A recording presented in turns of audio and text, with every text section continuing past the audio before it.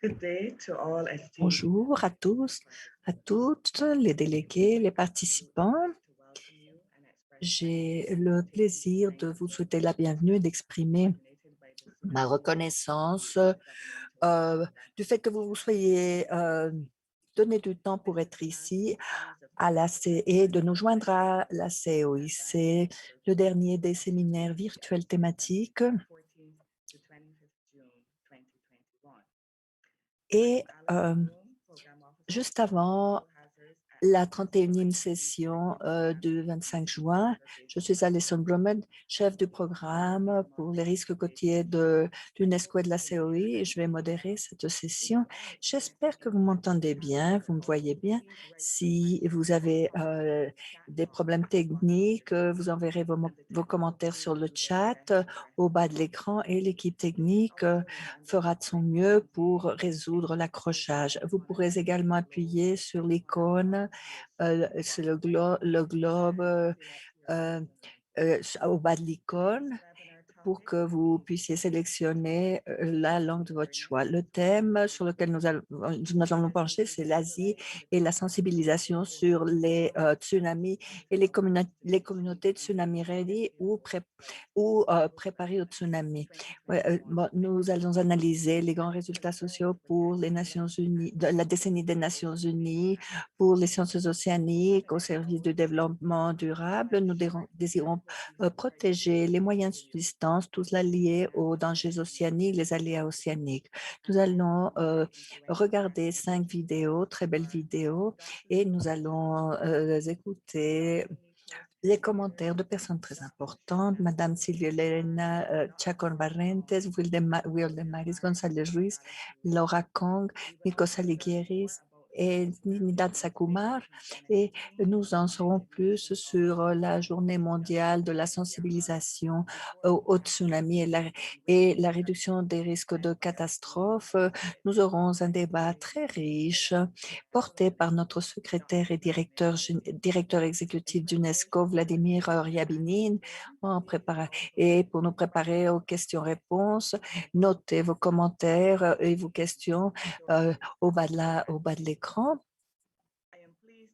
pour qu'à la fin, nous puissions faire des échanges. Nous allons commencer nos vidéos avec la communauté de Tamarindo qui est localisée sur le nord Pacifique du Costa Rica. La première vidéo, s'il vous plaît.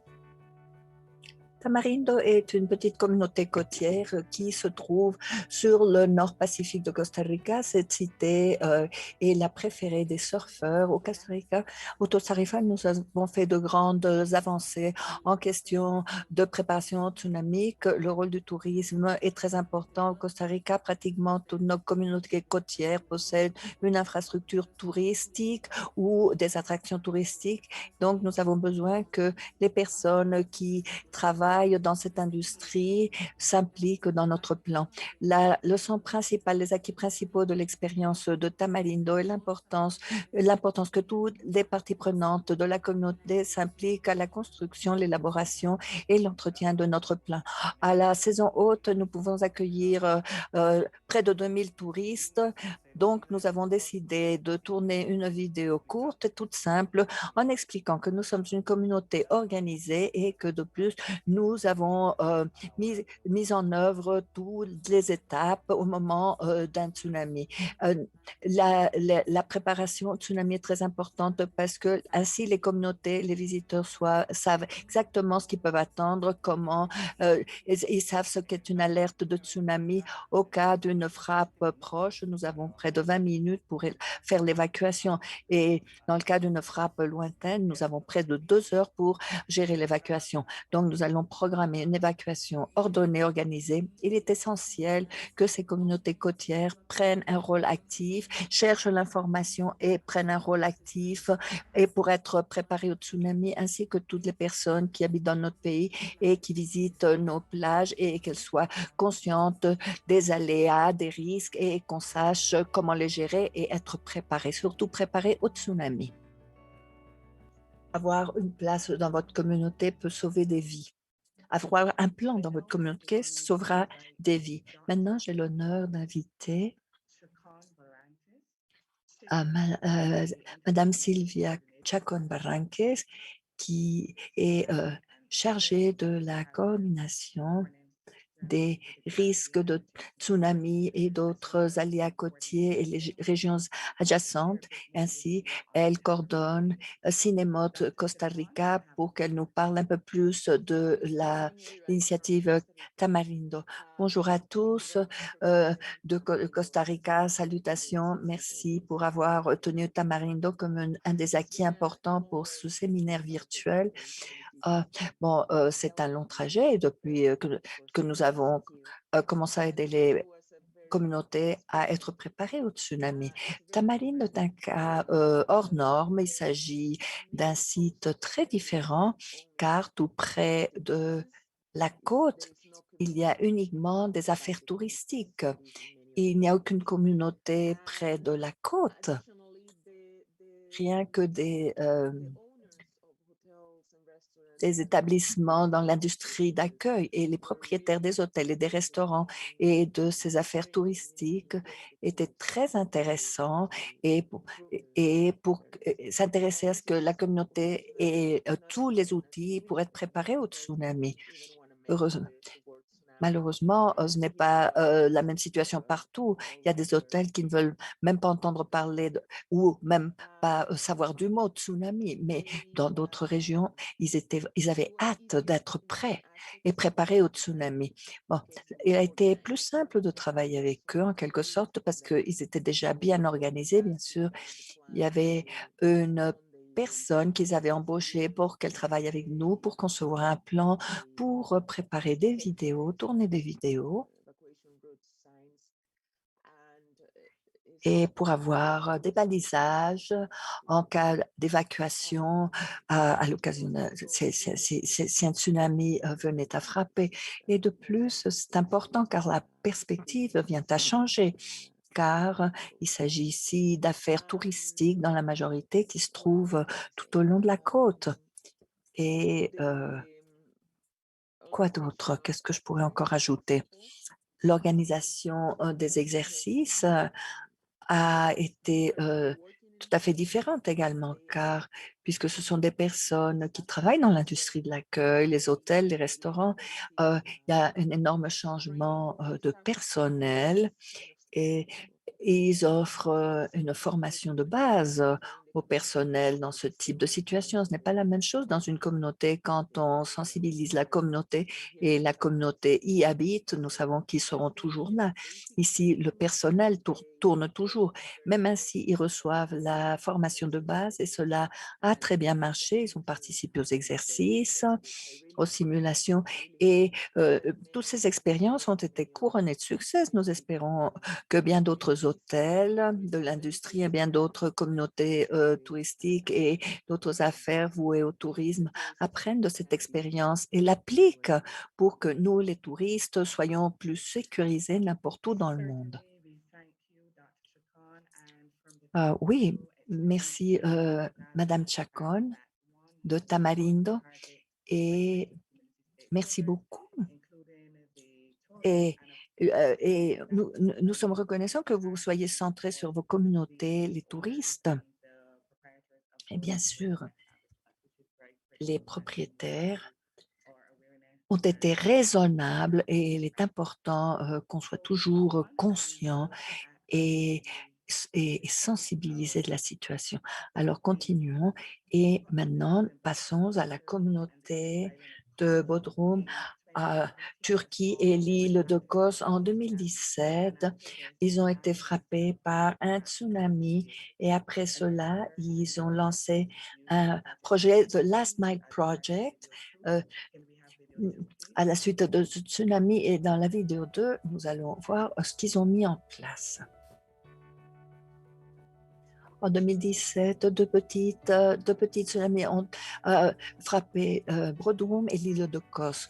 Le premier en Turquie. Le projet Last Mile de la dernière nuit ont aider à améliorer les systèmes d'alerte. La préparation au tsunami a été réalisée en Corse en 2019, en novembre de 2019. L'objectif était de sensibiliser toute une région avec une grande activité sismique, mais très peu de tsunamis. Pratiquement pas de tsunami. Les communautés locales doivent avoir des plans de préparation de tsunami avec des procédures d'opération standards déjà mises à l'essai fréquemment. Un seul système ne suffit pas et le succès de l'atténuation dépend de la préparation, de la conscience et des mécanismes de préparation de la part de la société, la sécurité civile et les communautés locales. La simulation de 4 heures impliquait tous les services d'urgence. L'exercice est parvenu à 3 choses: démontrer la réponse aux urgences, le système d'alerte pilote et sensibiliser les populations locales. Les cartes d'évacuation, les routes d'évacuation et les sites de rassemblement ont été conçus. 2 écoles ont été évacuées après que l'alerte a été donnée suite aux technologies installées.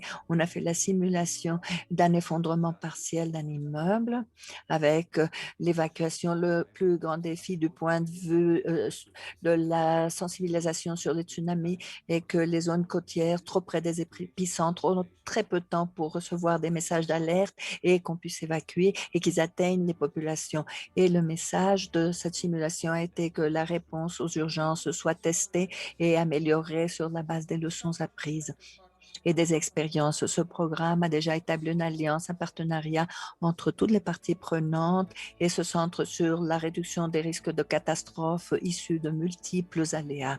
Avoir un plan dans la communauté peut sauver de nombreuses vies.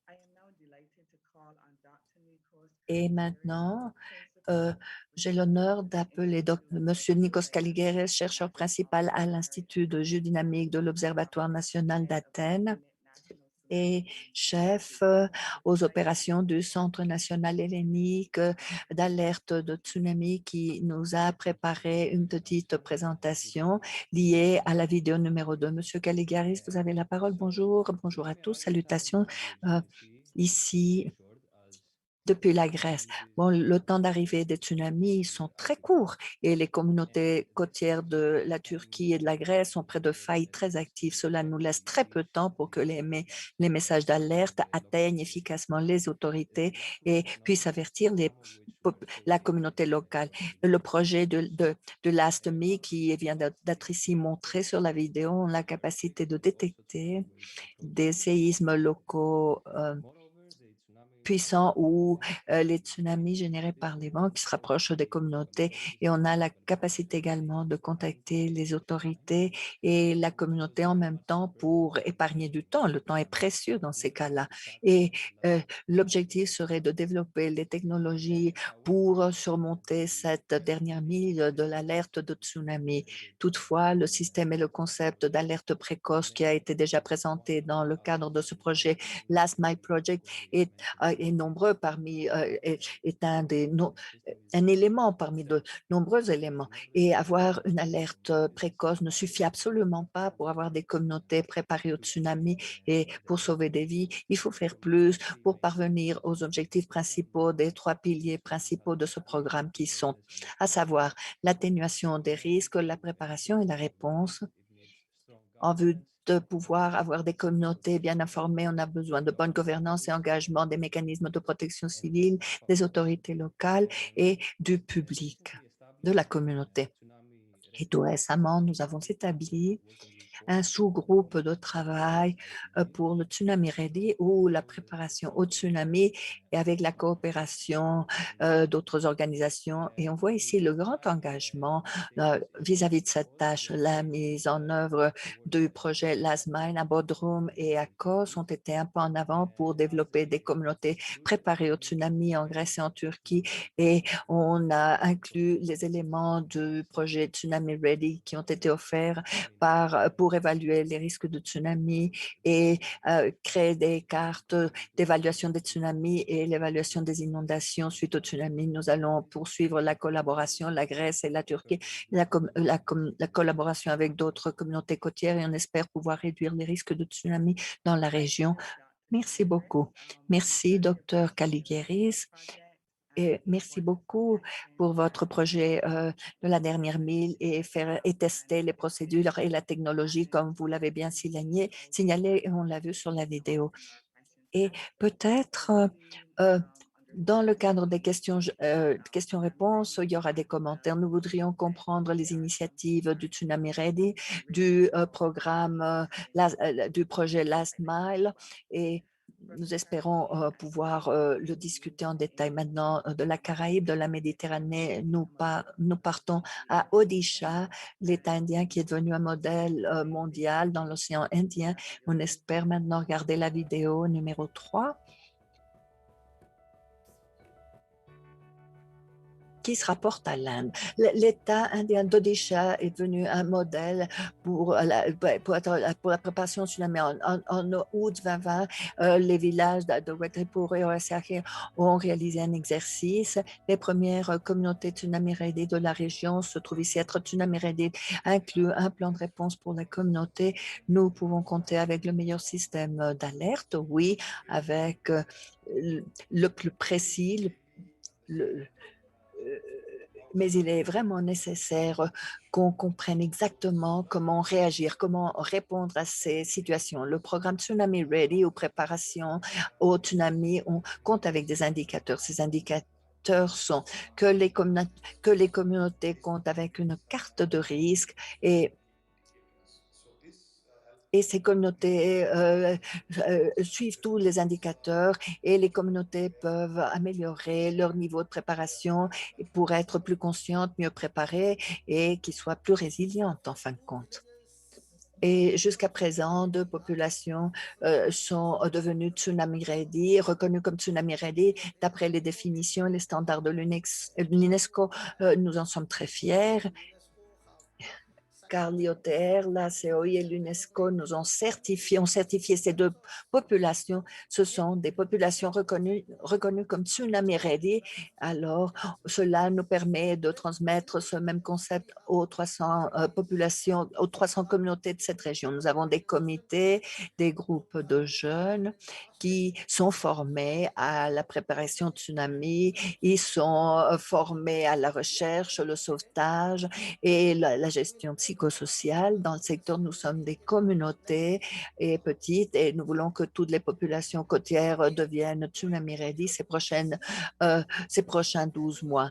Nous y parviendrons car il y a une valeur intrinsèque que nous percevons dans ce programme de préparation au tsunami. La formation, le renforcement des capacités qui leur sont imparties va les aider pas seulement face au tsunami, mais va améliorer leurs compétences et leur confiance, leur assurance de soi face à des ouragans, à des cyclones, etc. Odisha travaille pour faire que les 326 communautés restantes dans la municipalité soient tsunami ready et deviennent tsunami ready. Avoir un plan dans la communauté sauvera de nombreuses vies. Et maintenant, je me plais d'inviter le docteur Srinivasa Kura, directeur du Centre national de l'Inde pour de l'information sur les risques et les aléas. Merci, Alison. Merci. Bon après-midi à tous. Bonsoir à nos collègues. La province d'Odisha se trouve sur la côte est, la côte orientale de l'Inde. Et nous sommes toujours frappés de cyclones, d'inondations côtières, ouragans, marée haute. En 1999, il y a eu un super cyclone qui a frappé Odisha et a emporté près de 10 000 vies. Et par la suite, il y a eu un autre tsunami qui a emporté 15 000 vies en Inde. Et c'est un des grands facteurs qui nous a poussé à renforcer les systèmes existants dans le pays et dans la région. Et depuis, nous avons agi comme centre d'alerte précoce pour le pays. L'Indonésie également nous envoie des bulletins d'avertissement de tsunami dans l'océan Indien. Nous avons fait de grandes avancées pour améliorer notre préparation au tsunami. Nous avons compris que le meilleur système d'alerte peut tomber en panne si les communautés ne comprennent pas quels sont les signaux naturels d'un risque et pour qu'ils réagissent à temps, qu'ils réagissent de manière précoce. Le système doit le système doit être complémenté avec la composante sociale, surtout dans le cas d'événements peu fréquents, tels les tsunamis. Et nous nous focalisons sur la région euh, et pour que nous soyons préparés en faisant des simulations. Et tout récemment, l'initiative Tsunami Ready. Il y a deux communautés à Odisha, les deux visages, Odasai et Vaikatrapur, qui ont été reconnus des communautés Tsunami Ready en Inde et dans la région de l'océan Indien. Et en une minute, je voudrais vous montrer une liste des facteurs principaux qui pourraient vous intéresser et qui nous ont menés au succès de la mise en place de ce programme. Les mesures mises en œuvre par le gouvernement et également mises à pied d'œuvre par le gouvernement et la méthodologie pour améliorer le niveau de préparation face aux risques type cyclone, etc., a été très utile pour parvenir aux 14 indicateurs de Tsunami Ready. Odisha avait des éléments de Tsunami Ready, ils avaient déjà tels les plans pour la réduction des risques de tsunami, des cartes d'évacuation, des centres d'opération, des sirènes d'alerte, des hébergements, des abris au cas d'un tsunami. Les communautés travaillent avec toutes les entités techniques à la gestion de risques de catastrophe et les capacités existantes ont pu être adaptées pour satisfaire les critères de Tsunami Ready. Évidemment, on a reçu de l'aide de la COI et d'autres organismes. Et ce qui a réuni les participants est un mécanisme établi au sein du ministère appelé le livre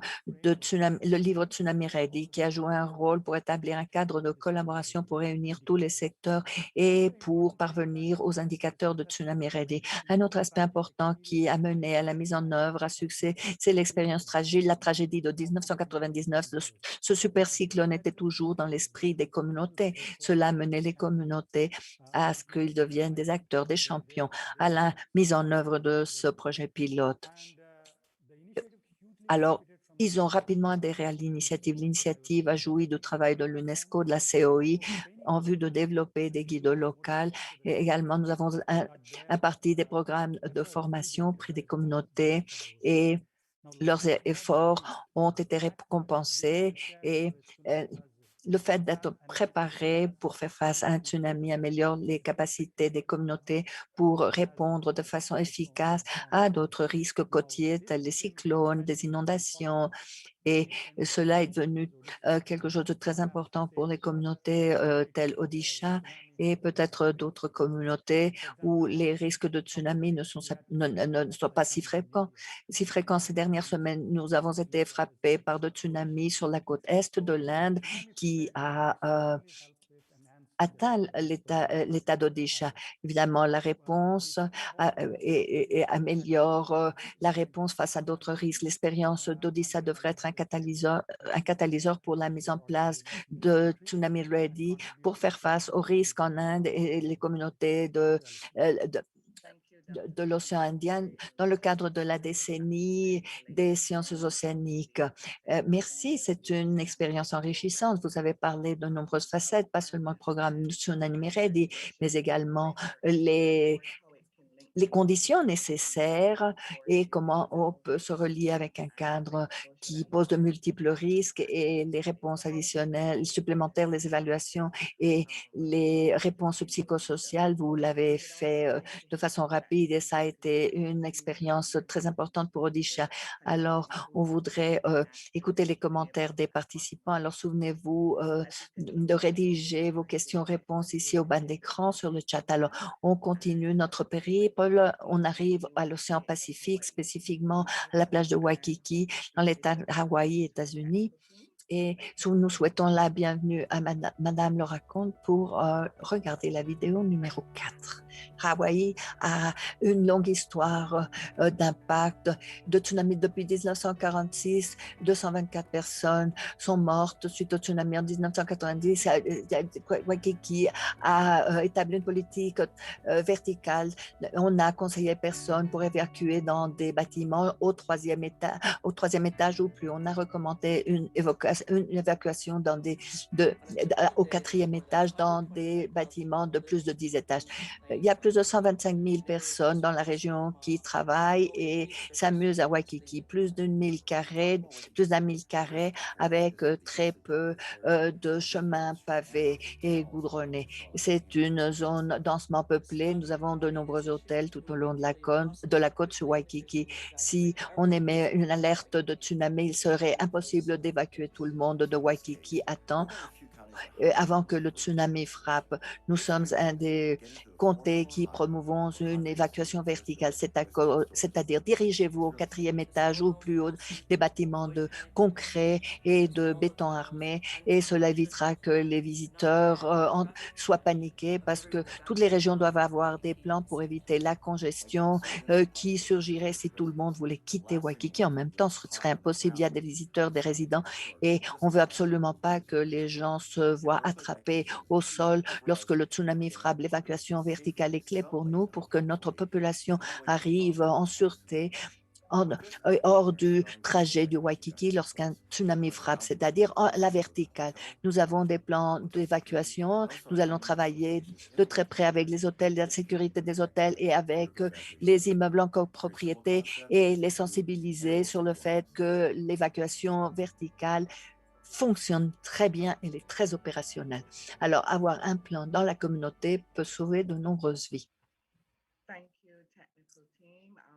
Merci, équipe technique. Beau travail. Merci aux participants, aux panélistes. Je ne sais pas moi, mais moi, j'ai vu des plages très belles ce matin, rayonnantes, et ceci vient à mettre en exergue notre thème. Même si nous parlons de sensibilisation tsunami au niveau local, nous ne sommes plus de notre environnement si beau, et puisque la session estivale s'approche, est toute près, nous pouvons déjà jouir de ces activités qui vont nous détendre. Et maintenant, j'ai le plaisir de vous présenter notre collègue qui s'occupe. Good morning, Allison. I'm hoping you're hearing me because my camera doesn't want to come on. Is that correct? Are you able to hear me?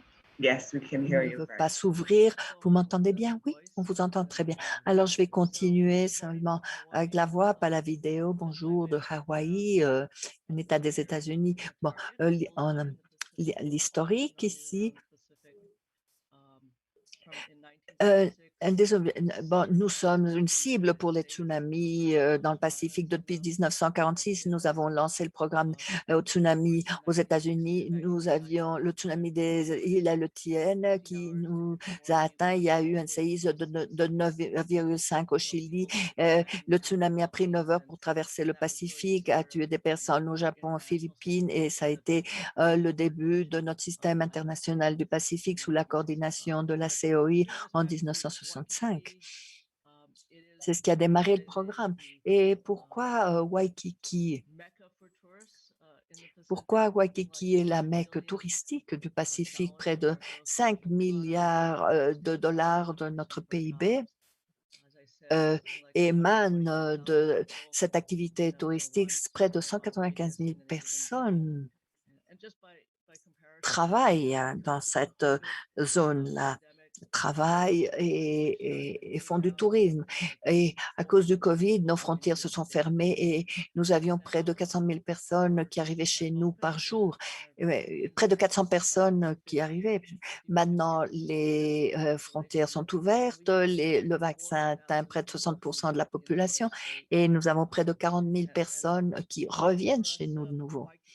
Et alors, pour nous, Waikiki est pratiquement une île unique avec des immeubles très élevés, avec une population très dense et nous n'avons que 2 accès d'entrée et de sortie. Et ce que je tiens à vous dire, c'est que l'évacuation ici est clé. Il y a beaucoup trop de personnes dans une zone trop densément peuplée et la plupart de ces personnes sont des touristes. Ils ne sont familiarisés ni avec les petits chemins, ni avec les routes d'évacuation, et ils ne sont ni familiarisés avec les tsunamis, ni avec ce qu'il faut faire au cas d'un tsunami. Alors, à partir de 1990, notre pays a dit il est nécessaire de trouver une solution toute simple et en toute sécurité. C'est alors que nous avons décidé de monter. Nous avons une politique d'évacuation verticale, mais ça n'a pas été simple et ce n'est toujours pas trop simple. Les immeubles doivent être pleinement sécurisés. Cela veut dire que jusqu'en 2016 et l'année 2016-2018, le code de construction, le code de la construction des bâtiments chez nous n'avait aucune spécification de tsunami. Et ce fut jusqu'en Samoa, il y a eu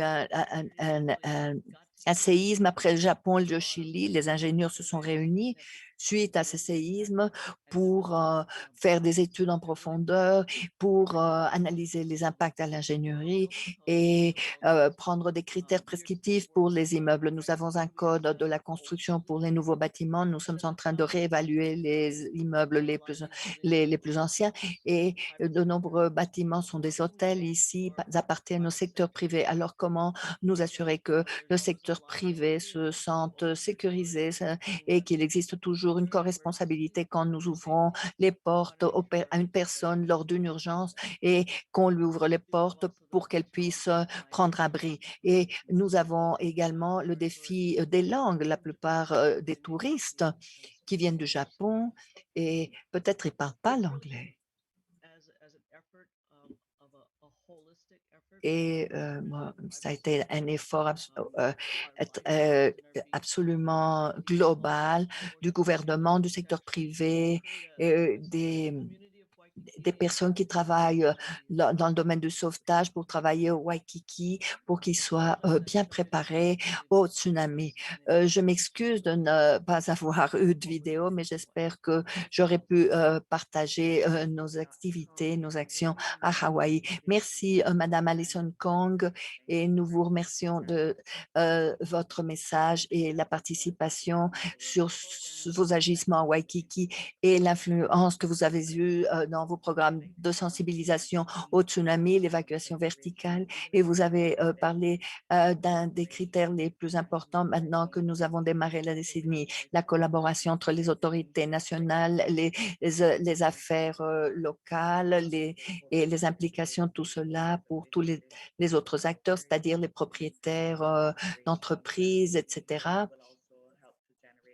C'était une présentation très intéressante. On espère que cela va lancer des échanges et chemin faisant, on pourra poursuivre ces initiatives où possible. Alors, nous avons voyagé dans plusieurs océans et on se dirige aux Caraïbes. La dernière vidéo, Puerto Rico, la communauté de Waimea à Puerto Rico. Et dernière vidéo, la vidéo 5, équipe technique. Puerto Rico est localisé sur une zone de convergence et elle est entourée de failles et de glissements de terrain et des 5 séismes terribles des 500 dernières années ont provoqué des tsunamis terribles. En juin 2020, Puerto Rico a été frappé d'un séisme. Les tsunamis peuvent atteindre les côtes en quelques minutes. C'est pour cela qu'il est nécessaire que les communautés soient prêtes à répondre, à évacuer rapidement suite aux signes naturels ou aux avertissements officiels et les signaux naturels, évidemment qu'envoie la nature. En conséquence du séisme de 7 janvier 2020, la côte de Waianae qui était très exposée au tsunami. Alors, il faut maintenant mettre en place de nouveaux modèles pour développer de nouvelles cartes d'évacuation. Et Les managers à l'urgence locale ont installé des balisages tsunami en coordination avec Caribbean Wave, mais le grand défi, c'est l'autonomisation des autorités de la population qui préparent leurs plans, qui participent aux activités de Caribbean Wave et qui continuent à élaborer leur plan de préparation pour avoir une communauté plus résiliente. Aujourd'hui, tout Puerto Rico a été déjà reconnu comme Tsunami Ready. Ce programme avec les scientifiques, la communauté, les managers d'urgence, le service national, la météo et les services de communication. Avoir un plan mis en place dans votre communauté peut sauver de nombreuses vies. Alors, maintenant, j'ai le plaisir de présenter Wilda Maris González Ruiz. Elle est assistante auprès du commissionnaire du Bureau de Puerto Rico pour la gestion des urgences. Bienvenue et on va écouter vos commentaires à l'égard de Tsunami Ready à Puerto Rico. Oui, bon. J'aimerais bien vous parler de nos activités à Puerto Rico. Je travaille depuis 10 ans dans le cadre de ce programme avec le réseau sismique où j'ai travaillé également. Et maintenant, je suis rattachée au bureau de l'État pour la gestion d'urgence. Nous avons 2500 personnes qui habitent dans la zone d'évacuation et il faut ajouter des millions de personnes qui visitent la zone côtière tous les jours. Et c'est un grand défi pour nous. Les aider les personnes à comprendre l'importance de la préparation tsunami, qu'ils s'impliquent, qui suivent les ateliers pour améliorer et pouvoir avoir une bonne réponse, être conscient des situations. Ce programme a changé nos vies. J'aime beaucoup travailler avec les communautés et j'aime beaucoup voir qu'ils se soucient de la situation. J'aime voir quelles sont leurs priorités, leurs besoins. Et nous avons 46 communautés qui sont déjà Tsunami Ready à Puerto Rico. Nous avons des communautés qui soutiennent le Tsunami Ready et ceci ne cesse d'augmenter et les personnes nous téléphonent pour essayer de nous aider à préparer les plans pour leurs organisations. Et c'est un grand avantage parce que ceux qui sont responsables de la gestion d'urgence seront moins stressés au bon moment parce qu'ils sauront faire leur travail. Et c'est très positif. Suite au séisme de 2020, nous avons clôturé l'année avec plus de 13 000 séismes. Et bon, les personnes les ont sentis, oui. Bon nombre de ces séismes, d'autres étaient trop légers, mais il faut toutefois les aider à préparer leur plan. Il y a des communautés qui nous demandent de l'aide pour faire des simulations en pleine nuit pour que les personnes participent aux simulations. Cela nous a beaucoup surpris. Il y a une énorme participation des communautés. Il y a des communautés qui font leurs propres simulations et les programmes aident les membres de la communauté et les visiteurs pour qu'ils comprennent pourquoi il y a une évacuation, quelles sont les routes d'évacuation, les différentes alertes de tsunami et c'est quelque chose qu'ils font eux-mêmes, qui programment eux-mêmes. Il y en a qui sont en train de faire leur propre balisage pour les routes d'évacuation et ils comprennent maintenant à fond l'importance d'un programme parce que nous habitons sur une île entourée d'eau. L'année dernière, avec tant de séismes, ça a été difficile, mais il est merveilleux de voir que les personnes participent de plus en plus à cette préparation au tsunami et sans aucun doute, ces actions ont été couronnées de succès parce que nous avons inclus la communauté, le gouvernement local, les gouvernements étatiques et les agences fédérales. Et nous parlons de la possibilité de construire des immeubles pour l'évacuation verticale dans certaines zones parce qu'il y a des régions où nous aurions à peu près 1 heure pour évacuer la zone. Et nous en parlons avec les concepteurs de politique des municipalités parce qu'en 2018, nous avons eu le dernier séisme avec un grand tsunami qui, évidemment, nous a porté grande atteinte et l'eau s'est retirée en 5 minutes. Alors, il n'y avait pas de temps pour penser à quoi que ce soit. Il fallait agir. Alors, je suis fière de ce programme à Puerto Rico et les personnes de plus en plus s'impliquent dans le programme et sont préparées. Et nous en sommes très fiers. Alors, si vous avez des questions, Vildan Maris, merci beaucoup. Oui, dans le séminaire, il y aura des questions et nous remercions Puerto Rico d'avoir partagé avec nous ses expériences. Vous parlez d'éléments très importants, fondamentaux, qui sont prioritaires, c'est-à-dire que les institutions, les entreprises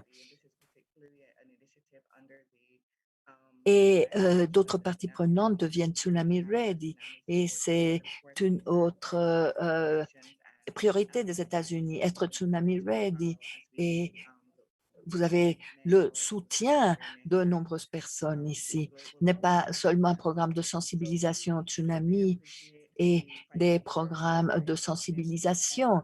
Ceci englobe de nombreuses actions. Mais merci aux 5 participants pour leurs expériences si importantes dans leur communauté et pour nous avoir accompagnés aujourd'hui. Toutes les vidéos présentées ont été tournées par le Bureau des Nations Unies pour la réduction de risques de catastrophes, pour marquer, pour célébrer le jour national de sensibilisation des catastrophes qui sera célébré le 5 novembre. Monsieur Denis McLean a été journaliste en Irlande avant de se joindre à la Fédération internationale de la Croix-Rouge et de la Red Crescent. Il a été au Sri Lanka, au Congo, et a travaillé au programme de préparation au cyclone en Bangladesh.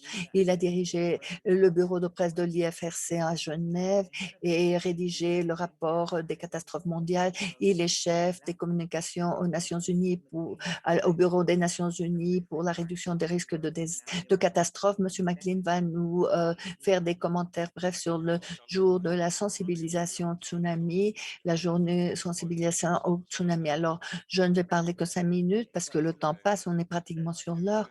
Très bien, merci Alison. Ah ben, ça a été passionnant. Comme Alison l'a dit, je représente le Bureau des Nations Unies pour la réduction des risques de catastrophes. Nous sommes les gardes du cadre de Sendai pour la réduction de risques de catastrophes. En 2016, le secrétaire général des Nations Unies a lancé les objectifs de Sendai, la Sendai 7, 7 objectifs dans le cadre de la Convention de Sendai adoptée en 2015 pour réduire les pertes suite aux catastrophes, sauver des vies, réduire les pertes économiques, réduire les nuisances structurelles et augmenter les méthodes pour pouvoir le faire.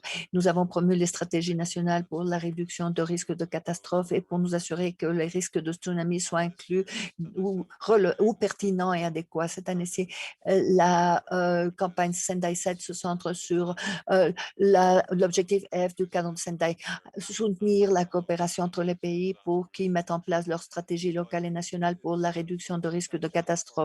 Il me semble qu'il y a un grand potentiel pour que nous travaillions de nouveau de très près avec la COI, l'UNESCO, en but de, en vue de promouvoir le niveau de préparation tsunami dans toute la planète. Et je vous informe et le résultat de nos activités, malgré la COVID l'année dernière, nos agissements ont été couronnés de succès. Nous avons produit un petit magazine, Tsunami News, ici, Tsunami News, qui est disponible sur notre site d'Internet ou le undrr.org au cas où vous voudriez consulter ce magazine. Il s'agit d'un document très utile qui comprend qui décrit tout ce qui a été fait l'année dernière, les activités de haut niveau organisées avec la COI, l'UNESCO, le programme des Nations Unies pour le développement. J'espère que cette année-ci, nous pourrons profiter de l'élan de l'année dernière quand nous étions près du public pour célébrer la Journée mondiale du tsunami. Nous avons pu atteindre de nombreuses personnes et nous leur avons montré les vidéos que vous venez de regarder aujourd'hui. Nous avons tenu une campagne sur les réseaux sociaux et avec de nombreuses parties prenantes dans le monde entier et nous espérons que cette journée mondiale de sensibilisation sur les tsunamis soit adoptée et Il y aura des journées entières que nous allons nous investir à ce projet où on va commémorer et célébrer l'objectif dans le cadre de Sendai. Cette année, on va parler de coopération internationale et il me semble, et il est intéressant que cette année coïncide avec le démarrage de la décennie des Nations Unies sur les sciences océaniques. On pourra relier cette journée avec les résultats des océans sécurisés de la décennie et nous en entendrons parler. Monsieur Ryabinin va nous en parler. C'est une excellente opportunité également pour élargir ce programme Tsunami Ready au monde entier. Nous allons le faire tout en signalant les communautés où il existe des risques de tsunami. Évidemment, ça va bien au-delà que la sensibilisation sur le risque de tsunami. Il a été intéressant de suivre Kumar. À Odisha, ils ont fait un travail extraordinaire pour surmonter la situation de tsunami. Et évidemment, c'est pour cela qu'ils sont tsunami ready. Il est intéressant de voir leurs avancées dans le cadre de la mise en place de leur tsunami ready pour toutes les communautés côtières d'Odisha. Odisha est un des États qui a la meilleure performance en Inde quant à par exemple, la réponse face à la COVID. C'est un État préparé au tsunami et qui est préparé à gérer bien d'autres risques. Et ils ont toujours suivi les recommandations du cadre de Sendai pour avoir un ciblage portant sur de multiples catastrophes et risques. Nous allons tourner de nouvelles vidéos en collaboration avec l'UNESCO, la COI, qui vont mettre en exergue, mettre en avant le travail effectué et qui félicitent et reconnaissent les communautés qui ont fait du bon travail et reconnaître les bonnes pratiques dans le cadre de la collaboration internationale Tsunami Ready. Un tsunami, quelque chose qu'aucun pays ne peut, aucun pays ne peut faire face tout seul, mais grâce à la collaboration, le transfert de technologies et bien d'autres éléments pour avoir un programme à succès Tsunami Ready. Et ces prochaines 10 années, nous verrons que la portée de ce travail va s'élargir et s'étendre grâce à l'impulsion que nous avons reçue depuis le début de la décennie des Nations Unies et ce programme deviendra plus important encore. Merci Denis de votre présentation, vos commentaires. On voit clairement euh, à travers les vidéos et la journée de sensibilisation au tsunami que vous avez mis en avant de nombreuses initiatives de Tsunami Ready au sein de nombreuses communautés et à de différents niveaux, l'application de la communauté et la communauté internationale a également travaillé avec d'autres acteurs. À la COI UNESCO, on travaille toujours pour parvenir à cette sensibilisation au tsunami.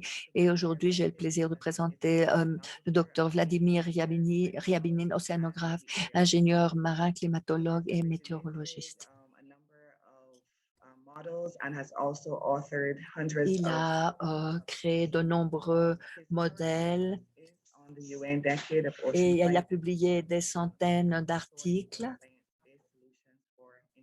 Et la décennie des Nations Unies est vraiment un atout pour la gestion des océans. Monsieur Ryabinin va nous faire ses commentaires et pour qu'il interagisse et qui répondent aux questions et aux commentaires que nous avons reçus. Mais avant cela,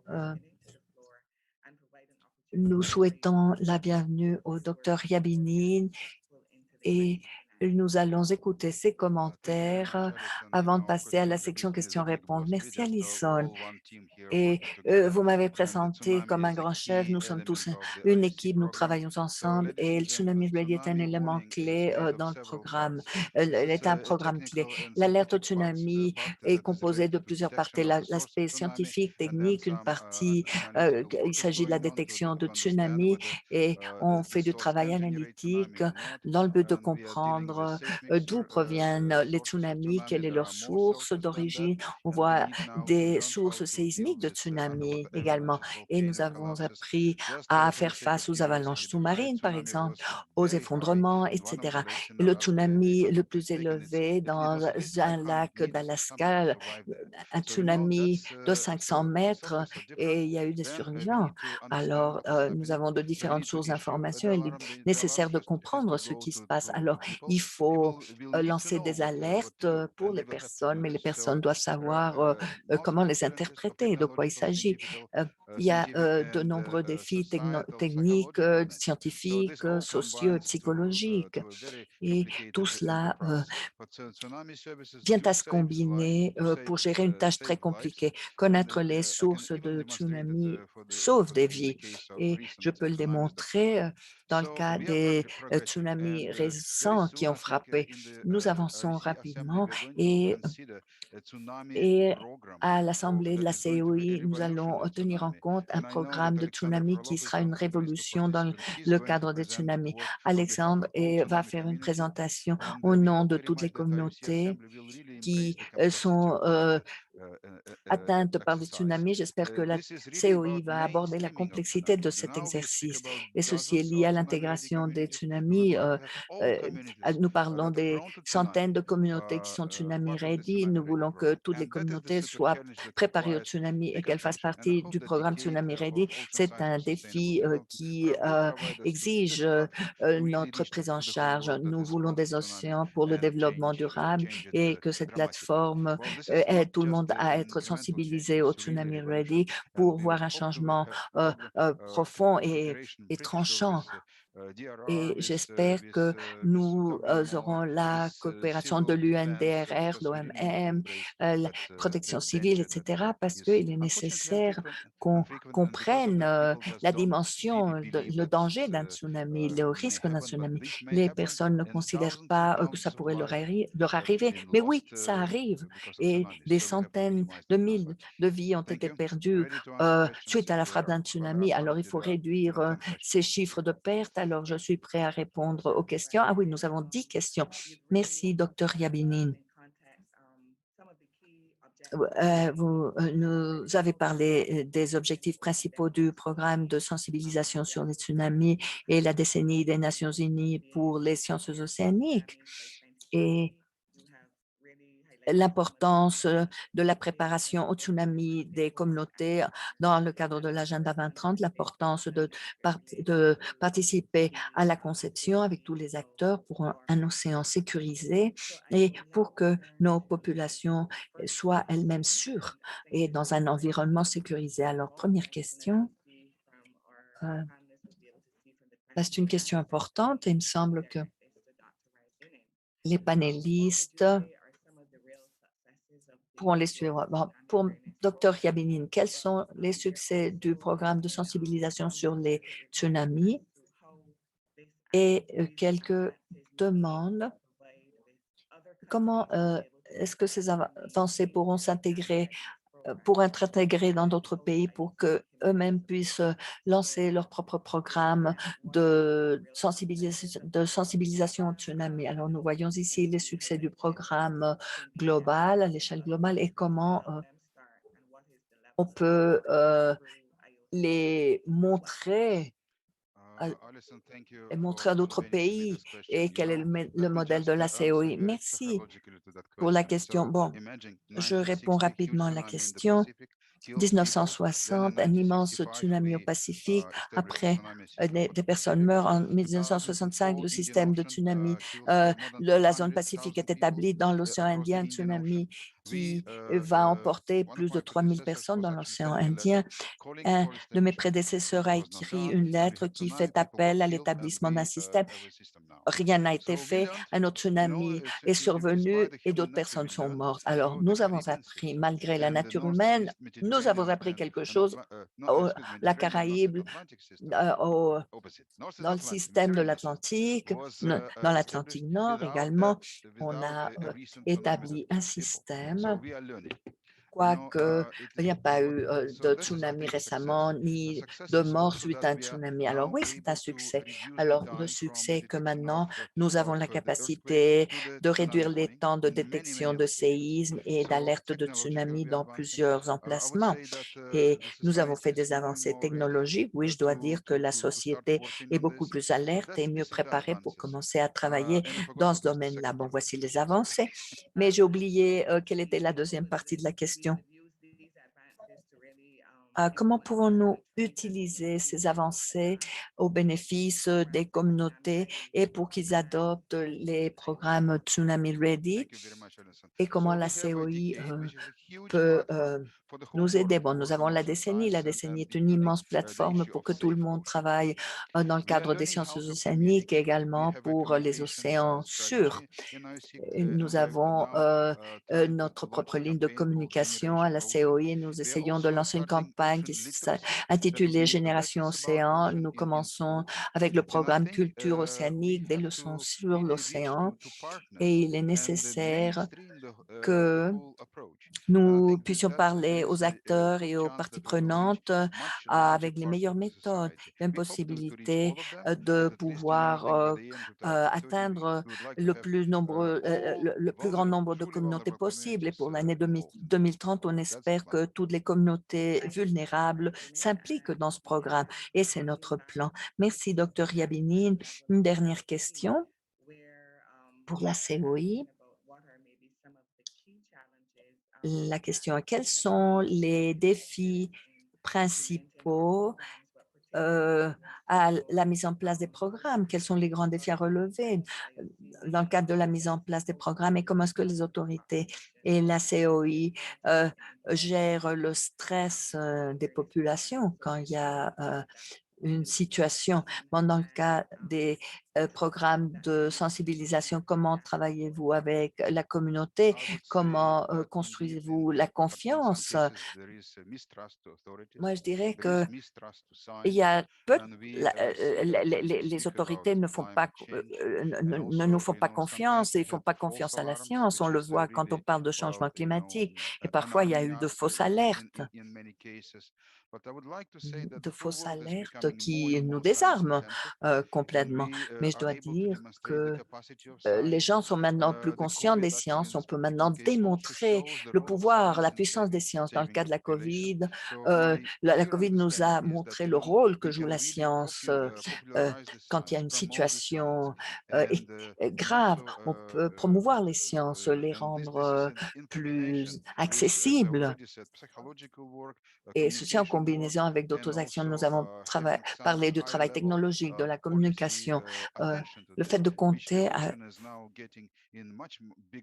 avec des lignes d'action, des activités dans le cadre de ces situations. Alors, maintenant, nous avons la possibilité de bien intégrer ce programme et au bénéfice du monde, pour le bénéfice des citoyens du monde et que les personnes comprennent ces activités mieux qu'avant. Merci, Dr. Yabinin, pour vos conseils, vos commentaires. La confiance et les rapports sont très importants vis-à-vis des risques auxquels on fait face et surtout dans le cas de tsunami, tout spécialement parce que il y a des restreintes de temps quand l'alerte est donnée et l'information doit provenir des autorités, la communauté doit être avertie et doit recevoir une formation. On doit leur dispenser une formation. Alors ici, les autorités ont un grand défi à relever. Bon, Alison, tu nous en parlais. Je tiens à citer un film russe, deux frères parlaient, il y en a un qui demandait et quelle est la source de notre puissance, mon frère? Alors, le frère répond, bah, notre puissance gît dans la vérité. Alors oui, voilà, exactement. Alors, voilà, la vérité. Tout ce qu'on fait, tout ce qu'on gère est fondé sur la vérité. Alors, bon, voilà, passons aux questions qui sont un petit peu plus spécifiques pour les autres membres du panel. Docteur Kumar, il y a une question sur les stratégies la participation des parties prenantes et les autorités locales dans le cas des tsunamis. et les stratégies à la réduction des risques de catastrophe. Il y a une question.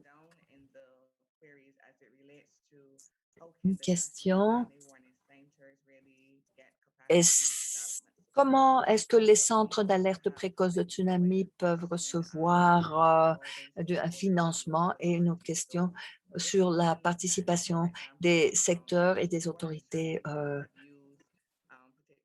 locaux. Quelle stratégie avez-vous mis en place à Odisha pour que les communautés et les autorités participent et acceptent de participer? Comment recevoir Thanks, Alison. leur soutien? euh, In the case of Comment Odisha, recevoir in le fact, if you soutien? take the whole chain, you Bon, have dans le cas the d'Odisha, top end, the signs, the core signs, and then you're moving to the warning nous avons centers, which are des actually using these euh, signs to give grands the warnings. écriteaux, nous You allons au have, centre d'alerte et on utilise ces disaster management balisages agencies, which use pour those warnings, and then at envoyer the les other end of alertes. the Nous public, avons which just want to know des what do bureaux I pour la need to do. réduction de So this is catastrophes a et nous whole, avons un different public qui levels nous of demande toujours stakeholders looking at different levels ce qu'ils of doivent information. faire. So it's a Et big il challenge y really a in that sense to différentes engage all these parties qui pieces. voient de So différents what niveaux we what d'action, worked in d'action Odisha et really c'est is un défi actually the pour avoir une engagement that we convergence. could do with Et all these ce qu'on a vu à stakeholders Odisha, as c'est part qu'il of était nécessaire some of d'impliquer these tous les common activities such participants, as drills. Say for example, when you have a les drill, impliquer, you par engage all exemple, these aux stakeholders and simulations. then have Quand workshops, nous have mettons trainings, en place and une then simulation, get on them, s'assure que toutes actually les parties prenantes recognize or participent. Il y a know des their ateliers, des responsibilities, and then formations how they need to qu'on react and then dispense respond. où So on that's one reconnaît la positive. And responsabilité then de the toutes other les thing actually parties that we do et with comment il respect faut to Tsunami répondre. Ready is in fact having this, Et the quant à National Tsunami Tsunami Ready Ready, Board, Ready, which le also mentioned programme, before, le which is fait actually a d'avoir formal un mechanism groupe which comprises of all Tsunami the Ready est stakeholders, important. starting C'est from un mécanisme disaster formel managers to the community composé leaders de to toutes the les parties technical warning prenantes, les agencies, managers and the aux disaster management at the catastrophes, les provincial level entités as well as techniques the federal et level. toutes ces So différentes these people parties sitting together and font then partie trying du to look groupe au at, niveau okay, this provincial et is what we régional. need to Alors, do ils doivent to se actually deliver rassembler the tsunami ready, et commencer program and these à communities. So that analyser ce acted as qu'ils like auront à glue to faire really bring together all pour these pouvoir stakeholders.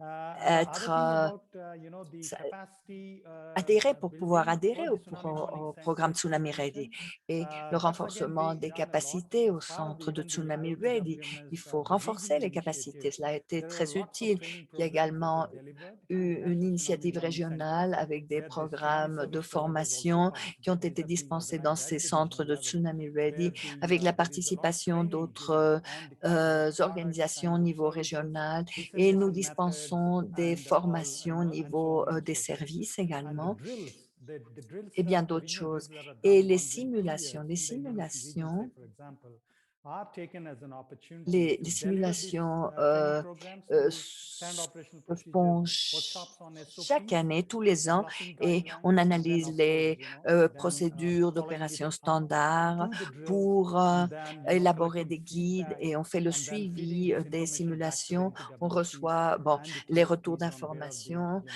qu'on gaps, reçoit etc., that et needs to be filled, nous faisons des or where commentaires aux additional training is participants pour voir quels needed. sont les So these are écarts ou some les of the things, fossés, où est-ce Alison, qu'il that I would faut like to dispenser mention. plus de formation. Thank you very much, Dr. Bon, Kumar. And bon, this voici time, certains aspects que je all voulais mettre en avant. participants Merci, had Dr. about Kumar. Maintenant, 113 nous avons participating près participants, de and therefore 113 so much so far. participants. We are a little over time, but I think there are two questions Et that bon, deserve our nous avons attention. déjà dépassé So l'heure. Il y a deux can questions très offer spécifiques. the Il me semble participants some more detailed discussion on these two questions, and then we que could nous move pouvons on donner based on our une time réponse à nos constraints. So participants et après, il faut clôturer la session car il ne nous reste in plus de temps. terms of La the question tsunami pour le mapping, docteur this question Nikos is based sur on la Wikipedia, cartographie and it basically des says that tsunamis. tsunamis are not so common in Greece as Et they are la in question, Italy. les And the tsunamis ne sont participant pas si curious to fréquents see that en Grèce comme au indicators of Chili. when there's massive Comment and they're not really looking at définir les zones d'évacuation au cas d'un tsunami mineur? mapping and so on as well, water Et bon, quality compte tenu indicators. de la And so cartographie what pour is les your tsunamis, quelles sont assessment? les procédures, etc. Et quel doit être le ciblage? Bon, très bonne question. Il y a, il peut y avoir deux types d'évacuation au cas où un tsunami frappe. Un système est pro-holistique. Alors, vous pouvez faire une cartographie de l'air, de la région et dans le cas Majora, on considère les différents types de tsunamis, on définit la zone de risque et bon, sur la base de l'événement le plus probable. Et c'est le type de modèle déterministe, pas holistique. Et c'est la route qu'on suit pour cette carte d'évacuation cas d'un risque de tsunami pour l'île de Kos et pour la mise en place de Tsunami Ready. Et si le tsunami est plus petit comme maximum probable ou la zone d'inondation probable, il est nécessaire d'avoir une carte dans la plupart des communautés côtières parce qu'ils sont en danger en ce moment. Avant de pouvoir présenter des produits beaucoup plus sophistiqués et qu'on prenne en considération toutes les initiatives dans le cadre des tsunamis et pour être préparé au tsunami, une question de plus, et cette question s'adresse à Monsieur le directeur du Centre des informations internationales des tsunamis. Il me semble qu'elle est très familiarisée avec la source initiale de notre programme Tsunami Ready et comment nous l'avons adapté. La question est comment est-ce que l'expérience de Tsunami Ready pourra être élargie pour être appliquée dans le cas de risques, d'autres risques sur les zones côtières. Si on analyse le programme Tsunami Ready, il y a des directrices sur l'évaluation des risques, évidemment très spécifiques au tsunami, mais également pour l'atténuation et la réponse. Bon, la réponse, on doit s'assurer qu'il y ait des plans. Et les plans pour les tsunamis et d'autres risques, il y a des mécanismes de réponse, il y a des parties prenantes et les acteurs. Bon, qu'il s'agisse d'un cyclone ou d'un tsunami, c'est la même chose. Les tsunamis, c'est différent parce que tout doit être fait rapidement et bon, cela dépendra des systèmes de communication et la dissémination et des alertes, que ce soit sans câble, Wi-Fi, sirène ou autre système de communication. Et bon, cela se relie à bien d'autres risques également. Alors, il est important d'avoir un cadre qui tienne en compte tous les différents risques ou de nombreux risques. Des systèmes de réponse aux urgences, il doit y avoir des centres de ce type-là qui puissent agir face aux risques et des centres formés pour répondre pas seulement au tsunami, mais à d'autres risques également. Les tsunamis doivent faire partie d'un ciblage qui tient compte de multiples risques.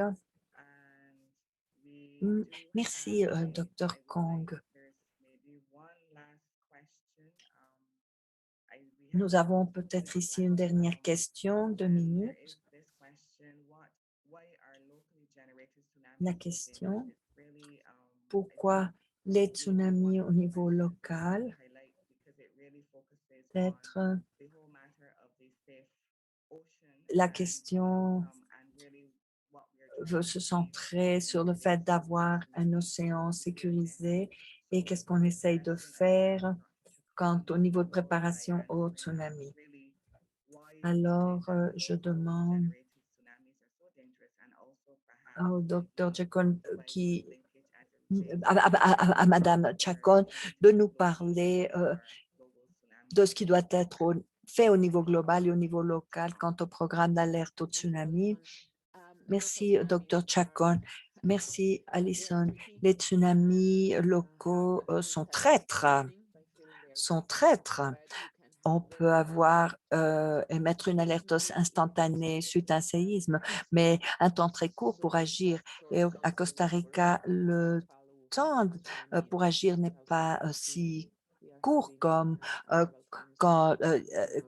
en 2018 avec le tsunami, par exemple. Nous avons près de 15 minutes et de 10 minutes dans les Caraïbes avant que le tsunami frappe et 15 minutes dans le Pacifique. On pourrait même augmenter le niveau de préparation des communautés et insister, faire des simulations, parce que même si nous avons 15 minutes, comme au Costa Rica, le temps est trop court si les personnes ne savent pas ce qu'elles ont à faire, ne savent pas où aller, ne savent pas comment réagir et à quelle vitesse il faut réagir et répondre à la situation. Donc, il me semble et c'est pour cela qu'il est si important que la communauté soit sensibilisée pour avoir une réponse beaucoup plus agile, beaucoup plus rapide. Merci, Madame Chacon, et pour vos commentaires. Merci à tous les participants qui ont fait que ce séminaire avant l'Assemblée soit couronné de succès. Il y a d'autres commentaires, d'autres questions que nous allons essayer de répondre. Mais je tiens à vous dire que vous avez envoyé des questions très techniques, très spécifiques, les temps d'alerte au tsunami, etc. Mais c'est des questions plus techniques. Alors, on requiert des échanges plus spécialisés et vu le temps qu'on a maintenant, on ne peut pas les aborder. Mais vous aurez sur le site de la COI, les réponses seront disponibles et également dans les centres de réponse au tsunami au niveau global et dans le Centre international d'information sur les tsunamis, le Centre des Caraïbes et le Centre d'information sur les tsunamis de l'océan Indien. Vous pourrez consulter l'information sur les sources de tsunamis, sur ces sites, les temps d'alerte et comment on a structuré ce système d'alerte précoce. Alors, tous nos remerciements aux orateurs, aux représentants de l'UNDRR, M. McLean, M. Riabini, notre secrétaire exécutif, à l'équipe qui a travaillé sans relâche de la COI et l'équipe technique et qui ont contribué au succès de ce webinaire. Nous sommes plus forts de vos retours, de vos présentations à l'occasion de ce séminaire et la COI espère voir la participation des délégations des États membres à l'Assemblée de la COI et espère pouvoir commencer à travailler avec tous, avec les partenaires, avec les autres parties prenantes pour transformer la sensibilisation au tsunami dans le cadre de la décennie des sciences océaniques jusqu'en 2030 et au-delà. Et nous espérons pouvoir continuer à approfondir ces concepts des sciences pour transformer nos communautés, nos organisations, nos populations, pour qu'elles possèdent une culture vis-à-vis des tsunamis, que les populations soient toujours préparées dans le monde entier. Bonne journée, bonne continuation et restez toujours sécurisés. Prenez soin de vous. Bonne journée.